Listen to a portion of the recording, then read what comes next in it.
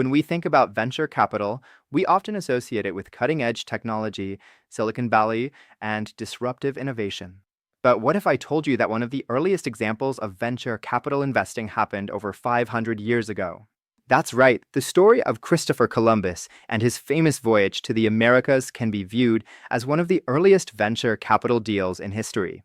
Let's take a deeper look at how Columbus, much like a modern-day startup founder, sought funding, pitched his idea, and secured investment from royal backers to bring his ambitious vision to life.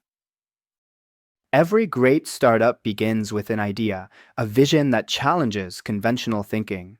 Columbus had such a vision. He believed that instead of traveling eastward to reach Asia, he could sail westward across the Atlantic and find a faster trade route. This was a bold and unproven idea at the time. Most scholars and navigators were skeptical, believing the journey was too long and too risky, and that Columbus would never reach his intended destination. This skepticism mirrors what many modern startups founders face when they introduce a disruptive idea. Whether it's the early days of personal computing, electric vehicles, or artificial intelligence, visionary founders often struggle to convince investors that their revolutionary concepts are viable. Columbus was no different. He needed capital to fund his voyage, but he faced rejection from multiple potential investors before finally securing the backing he needed. Like a modern entrepreneur seeking venture capital, Columbus had to pitch his idea to multiple investors before securing funding. He first approached the kings of Portugal, but they rejected his proposal, doubting both the feasibility of the journey and the potential return on investment. This early rejection is like what many startups founders experience when they pitch venture capital firms and receive initial pushback. Undeterred, Columbus refined his pitch and sought investment elsewhere. Eventually, he turned to Queen Isabella and King Ferdinand of Spain, presenting them with a bold and ambitious plan. He promised not only to discover a new trade route to Asia, but also to bring back immense wealth in the form of gold, spices, and other valuable resources. His proposition was high risk, but also high reward, precisely the kind of deal that venture capitalists look for today. In the world of venture capital, limited partners, called LPs, supply the capital that fuels investments, while venture capitalists, called VCs, allocate and manage these funds. In Columbus' case, Isabella and Ferdinand acted as VCs, using resources collected from the empire's taxpayers, who effectively served as the LPs, to finance his high-risk but potentially lucrative expedition. Their motivations were clear: to expand their empire's wealth, establish new trade routes, and gain a competitive advantage over rival nations. Similarly, modern venture capitalists invest in startups with the expectation of generating significant returns, whether through equity appreciation, market expansion, or technological breakthroughs. To further solidify the parallel, consider the way Columbus structured his deal. He negotiated equity-like terms, much like a startup founder would when giving investors a stake in their company. Queen Isabella and King Ferdinand agreed to finance Columbus' expedition in exchange for a share of the riches he would bring back. This closely resembles a venture capital deal, where investors provide funding in exchange for equity and a share of the company's future profits. One of the most fascinating aspects of this historical venture deal is how Columbus structured his own compensation, much like a modern startup founder negotiating for equity and long-term rewards. He wasn't just seeking funding, he wanted a substantial share of the potential upside if his expedition succeeded. As part of the agreement, Columbus was granted significant privileges that closely mirrored the incentives often negotiated by startup founders today. He was given the governorship over any newly discovered lands, effectively securing direct control over future revenue streams, much like a founder who retains a substantial equity stake in their company. In addition, he was promised a percentage of the wealth he would bring back to Spain, ensuring that if his venture proved successful, he would personally reap substantial financial rewards, comparable to a startup founder negotiating a generous payout tied to achieving major milestones or a successful exit.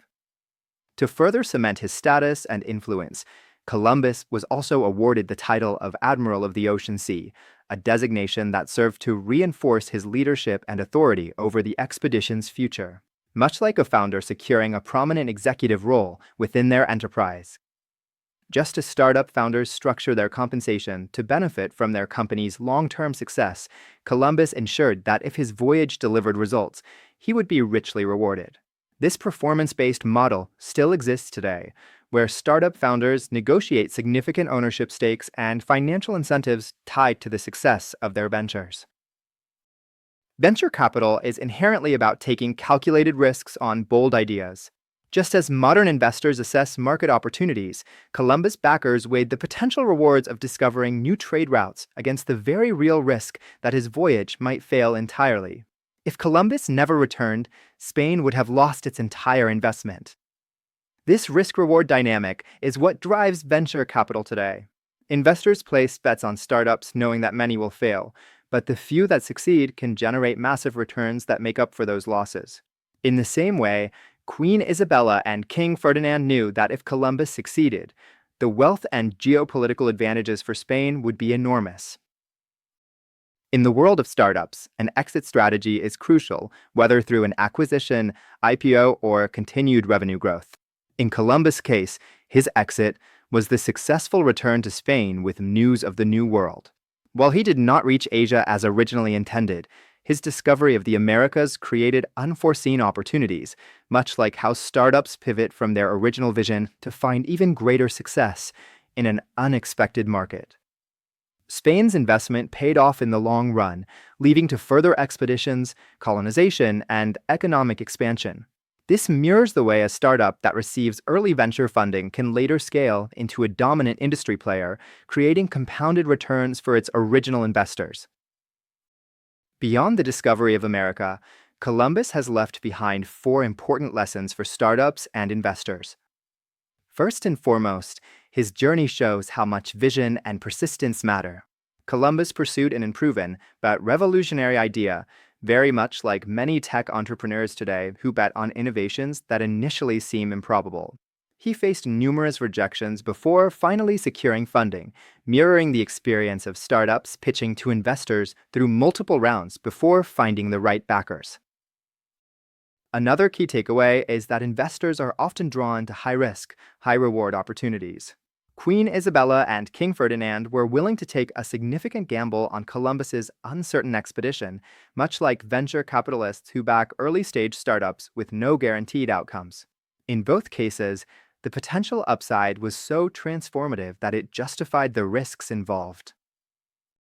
Columbus's story also highlights the importance of structuring deals in a way that aligns interests. His negotiations earned him equity-like terms, including governorship over new territories and a share of the profits, much like modern founders secure ownership stakes and financial incentives tied to the success of their ventures.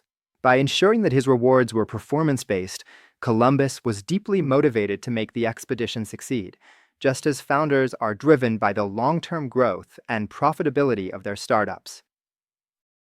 Finally, one of the most striking lessons is that unexpected outcomes can often lead to even greater success.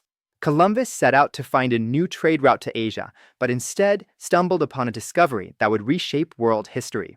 Similarly, many startups pivot away from their original ideas and, in doing so, find extraordinary success in ways they had never initially anticipated. While venture capital may seem like a modern financial innovation, its core principles, backing visionary leaders, taking calculated risks, and structuring deals for long-term rewards, have existed for centuries.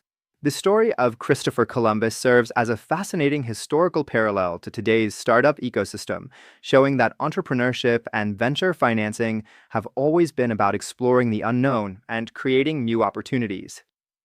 As you continue learning about venture capital, keep this example in mind. The next time you see a startup pitching a bold new vision, remember that it's just another chapter in a long history of risk, reward, and transformative innovation.